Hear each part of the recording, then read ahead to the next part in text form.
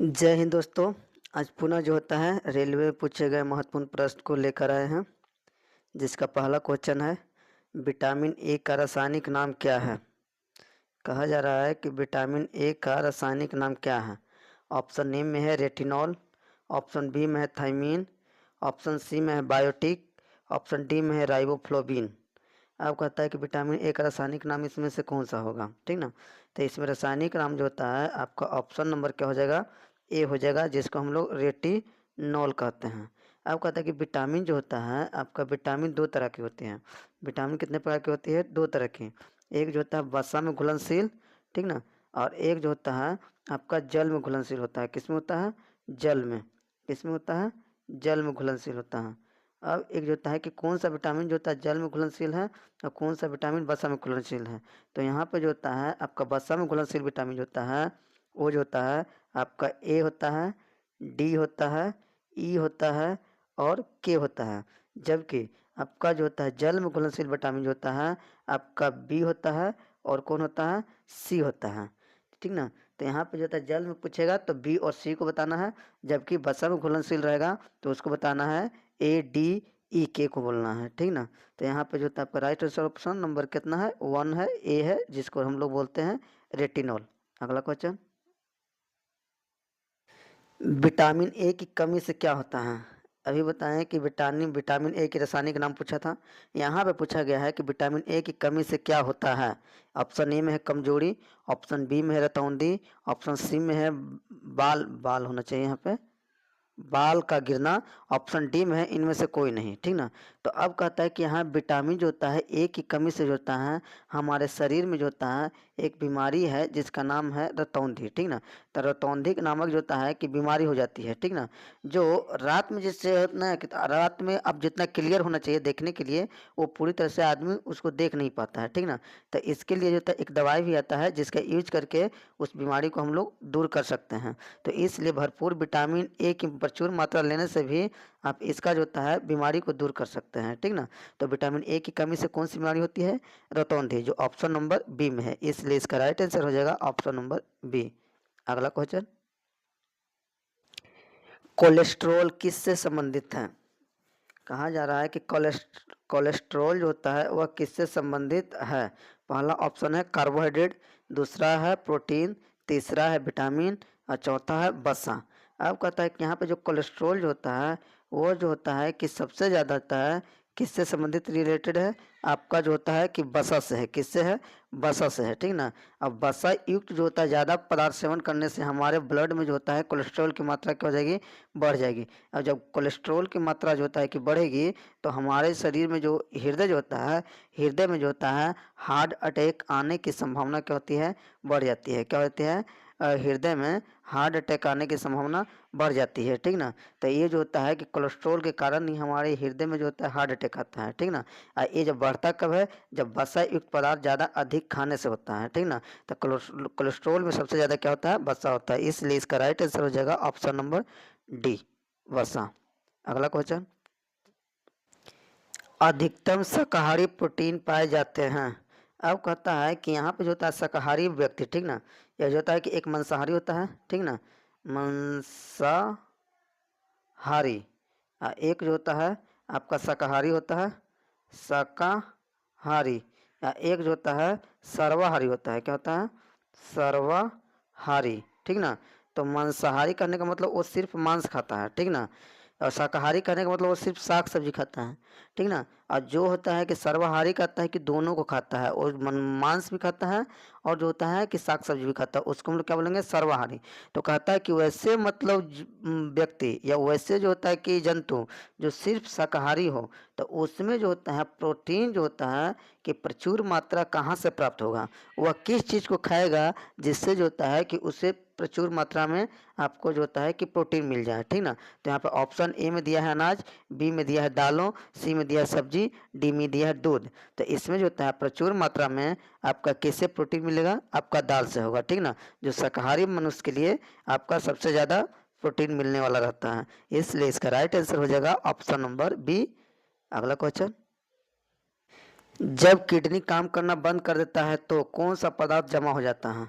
अब कहता है कि आपका जो होता है किडनी जो होता है आपका काम करना क्या कर दे, बंद कर दे, क्या कर दे, बंद कर दे, तो क्या होगा, तो क्या होगा, तो यहाँ पे जो होता है आपको 1 मिनट, जब बंद कर देता है तो क्या होता है, तो सबसे पहले यहाँ पे देखिए हम लोग जैसे एक किडनी है, क्या है ये, हम बताएं कि एक किडनी है, ठीक ना, ये आपका इधर से एक, इधर से किडनी आ गया, इसको जोड़ देते हैं, यहाँ पे आपका यूरिन बनता है और यहाँ से जो था आपका यूरिन बाहर निकल जाता है।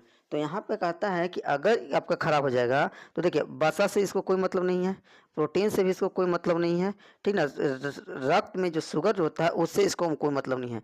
तो किडनी का जो होता है आपका, किडनी का मुख्य जो कार्य जो होता है, हमारे शरीर में जो अपशिष्ट पदार्थ होता है, अपशिष्ट कहने का मतलब होता है बेकार पदार्थ जो हमारे शरीर के लिए हानिकारक हो, ठीक ना, तो वैसे पदार्थ को ब्लड से किडनी क्या कर लेती है, छान लेती है और उसे कन्वर्ट कर देती है यूरिन में, और यूरिन के माध्यम से उस अपशिष्ट पदार्थ को हम लोग क्या करते हैं, शरीर से बाहर निकाल देते हैं। तो किडनी का मुख्य कारण होता है हमारे शरीर से अपशिष्ट पदार्थों को क्या करना, बाहर निकालना। अगर जो होता है कि पदार्थ बाहर नहीं निकलेगा तो हमारे शरीर में अनेक प्रकार की क्या हो जाती है, बीमारियां हो जाती हैं, ठीक ना। तो इसलिए हम कह सकते हैं कि रक्त में जो अपशिष्ट पदार्थ होती है उस अपशिष्ट पदार्थ को निकालने के लिए कौन जिम्मेदार लेता है, किडनी। और अगर किडनी खराब हो जाएगा तो हमारे अंदर का अपशिष्ट पदार्थ जो होता है बाहर नहीं निकलेगा और हमारे अनेक प्रकार की बीमारी हो जाएगा। इसलिए इसका राइट आंसर हो जाएगा आपका ऑप्शन नंबर डी, रक्त में अपशिष्ट पदार्थ को बाहर करना। अगला क्वेश्चन, यहाँ पे मनुष्य में जो होता है खून के शुद्धिकरण की प्रक्रिया को क्या कहते हैं, option number A dialysis, B में हीमोलाइसिस, सी में ऑस्मोसिस, डी में पैरालाइसिस। आप कहते हैं यहाँ पे बताएं कि देखिए ए अब जो होता है किडनी है, अब ये क्या है आपका किडनी है, ठीक ना। अब ये किडनी जो होता है आपका जो होता है यहाँ पे जो होता है ब्लड की पूरी जो होती है कि नसल्स जो होती है कि यहाँ पे प्रवेश क्रिया रहती है, ठीक ना। अब ब्लड में जो होता है अनेक प्रकार की चीज़ रहता है, शरीर की उपयोगी चीज़ भी रहती है और अनुपयोगी भी चीज़ रहती है। तो इसको जो होता है एक चौकीदार के तरह जो होता है किडनी देखते रहता है और किडनी कहता है हमारे अंदर घूमो, और जब इसके अंदर घूमता है तो देखता है कि अरे यहाँ पर जो होता है ये जो होता है कि हमारे शरीर के लिए लायक तो नहीं है, और उसको क्या करता है पकड़ कर क्या करता है कि ब्लड से बाहर निकालता है और उसको बोलता है चलो चलो चलो यहाँ तुम्हारा कुछ काम नहीं है, और यहाँ से इसको क्या करता है बाहर निकाल देता है और शुद्ध जो रक्त हो जाती है उसे पुनः उसमें भेज देता है और हमारे शरीर में चल जाता है। तो इस जगह पे जो होता है आपका जो होती है जो प्रक्रियाएं जो होती है, इस प्रक्रिया को हम लोग क्या बोलते हैं, डायलिसिस बोलते हैं, क्या बोलते हैं, डायलिसिस, ठीक ना, क्या बोलते हैं, डायलिसिस, ठीक ना। तो यहाँ पे जो होता है जो प्रक्रिया हो रहा है उसे डायलिसिस कहेंगे, और इसमें जो होता है हमारा खून का क्या होता है, शुद्धिकरण होता है, मतलब अपशिष्ट पदार्थ क्या करती है, बाहर निकल जाती है, और सिर्फ जो होता है कि अच्छे पदार्थ ही खून के अंदर प्रवेश करता है और वह पूरा शरीर के अंदर प्रवेश करता है। तो इस तरह से जो होता है जो प्रक्रिया होगा वो क्या प्रक्रिया होगा, डायलिसिस होगा। इसलिए इसका राइट आंसर हो जाएगा ऑप्शन नंबर ए, डायलिसिस। अगला क्वेश्चन,